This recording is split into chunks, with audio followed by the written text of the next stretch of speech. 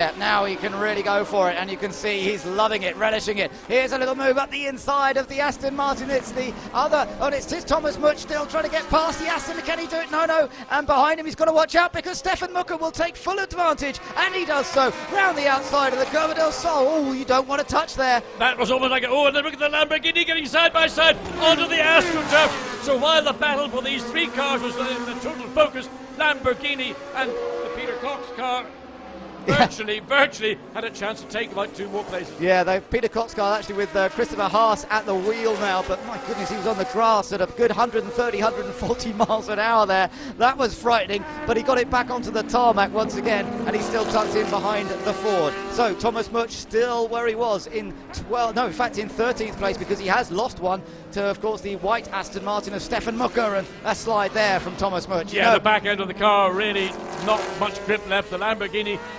Thomas Haas has got much more potential than the Ford has, so don't be surprised if we see that 4G losing another place. Lost two laps ago in the Senna S. These two Aston Martins got through. One was a proper pass, the other was an opportunistic pass, but they all count. It doesn't matter how you do them as long as they're clean and fair.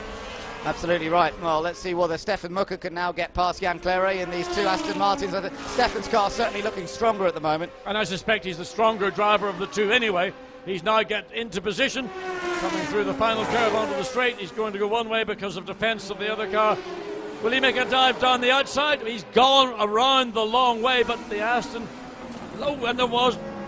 Oh, this is going to be... Look at Thomas Much in the Ford. He's joining in to get into it. And behind them, the Lamborghini. Four cars squeezing through the second part of the Senna S out of the Curva del Sol. This is wonderful, wonderful racing we're enjoying. I'll tell you what, I'm going to get my handkerchief out because I'm sure we're going to have tears somewhere before this quartet finish this race. Jan Claret in the Aston trying to defend still from the other car of Stefan Mucker. Thomas Much desperate to get to the front of this queue, but riding on board with Christopher Haas. Side by side, the two S's got past, so Stefan Mucker's got past. Jan Claret and Much is going to try and go around the outside. That's brave. That's brave. It's so narrow through here, and they give each other space. That's round 6, I would think, between those two. And this time, up comes Christopher Haas on the inside as well. Yeah, the Aston was forced wide as well, and of course, it's the dirtier part of the racetrack, but good racing. All three, in fact all four of these cars and drivers have just been on the limit of what is acceptable, and they've managed still to make overtaking and keep, well, they're still in a battle.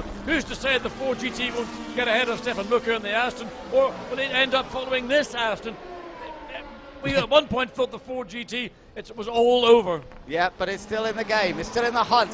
And, of course, we've still got 6 minutes to go. And these engines have been working hard. The tyres have been working hard. Are we going to see them all finish? I have to say, the rate of dropout has been very low so far. We've lost only 3 cars from this race, and we've still got the rest of them running. But look at Christopher Haas in the Lamborghini. He's now putting the Ford under greater pressure up towards our favourite corner, because it's where all the action's been happening, the Senna S, but he's not there to outbrake the Ford into the left-hand part and follows him through, I think. Look at this, it's still Christopher Haas trying to put the pressure on Thomas Much, and that Lamborghini looks potentially quicker than the Ford if he can find a way through, and Thomas Much desperately trying to hold on to his position. Yeah, he slowed the Ford down mid-corner to enable him to get a tighter exit, not open up the door down the inside into the first of the S's. This is for 12th place though, and remember, they are not in the point scoring positions here, only down to 10th place. If things stand as they are right now, however, the championship will not be won here in Brazil. It will go down to the final round in Argentina.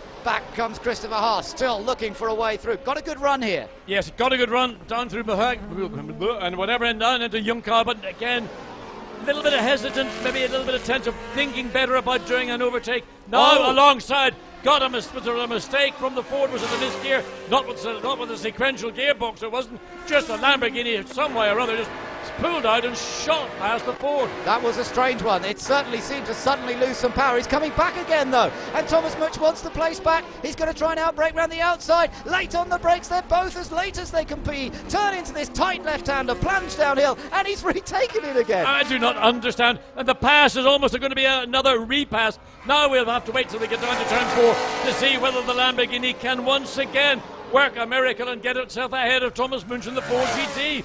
Real motor racing we're watching here this afternoon. Dust kicked up in the background by the Aston. Much holds a little protective defensive line into Curva del Lago. That defends from Christopher Haas in the Lamborghini, who again almost pushes the Ford around as they come through the second part. Something is wrong with the Ford in certain parts of the track. It may just quite simply be there isn't much rear grip on the right rear of the car. Maybe the left rear is not quite so bad, but certainly coming out of a young car, this car went past it like it had another 100 horsepower. Yeah, remarkable. So maybe there's a slow puncture, or who knows. It's very hard to guess what's going on, but Thomas is definitely, as you say, struggling through the left-handers at the moment. And again, Christopher Haas is breathing all over him through this tight, twisty section. So strong defence from Thomas Munch, not really offering any chance. He doesn't need to be too quick through here. He just has got to make sure that the Lamborghini behind can't get full throttle. This is the crucial corner, and again Thomas Munch a bit better this time. That was where he lost so much time, though, but he's still not quick. Look how close the Lamborghini is.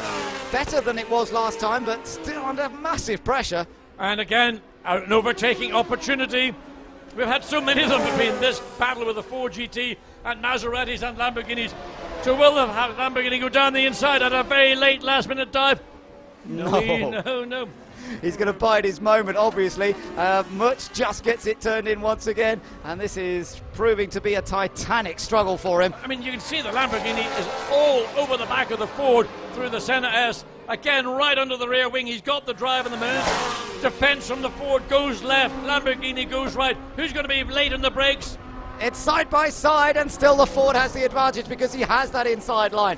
But the Lamborghini clips the curb. It's carried great speed. There is a chance perhaps to overtake on this next section. Yeah, you can see the Ford really struggles in the first part of the Curva del Lago, but is able to just consolidate. Meanwhile, the clock is ticking away, and we are getting very close to victory, but I think he's going to cross the line one more time before he sees the checkered flag. Let's just wait and watch. Will he see checkered flag this time? The clock is still ticking away. There'll be one more lap, and he will then come round to take victory for the two Brazilians. And again, a lock-up from Much, and the Lamborghini again almost shoves him round the corner. I mean, Thomas Munch is driving a wounded car. He's got no grip. He's got overheating in the engine, overheating in the gearbox, and still he's managing to keep the Lamborghini behind. And in the meantime, the Aston behind he's beginning to slowly chip away at the advantage these two have. This is going to be all the way to the wire as well. Can Thomas Munch hold on for one more lap? That's all he's got to do here. But the Lamborghini's as close as ever as they climb the hill once more. He's going to have to defend massively, surely, as they come down the straight towards the centre S. Yes, he squeezes over towards the pit wall. You can go the long way. Oh, he opens the door at the last moment. But, in fact, the Lamborghini couldn't take advantage. No, it wasn't. And although it's got the advantage in terms of handling and speed off a corner, the top speed really isn't sufficient to give him a comfortable overtaking chance. But let's focus on this all-Brazilian driver lineup in the number 2 Vitaphone Maserati, which is coming around on the remaining lap. Oh, but let's just quickly see if the Lamborghini can do it into the Curva del Lago. Could be one of the last chances to get past the Ford. Still, no, he might come back down the inside. No, Much had that very well covered. A very strong defensive race by Thomas Munch to this point on the final lap, but up now into Mergulho, the corner that goes on and on and on, and then you've got to get it slowed down for the S. Here comes Zanni Negrão, and to the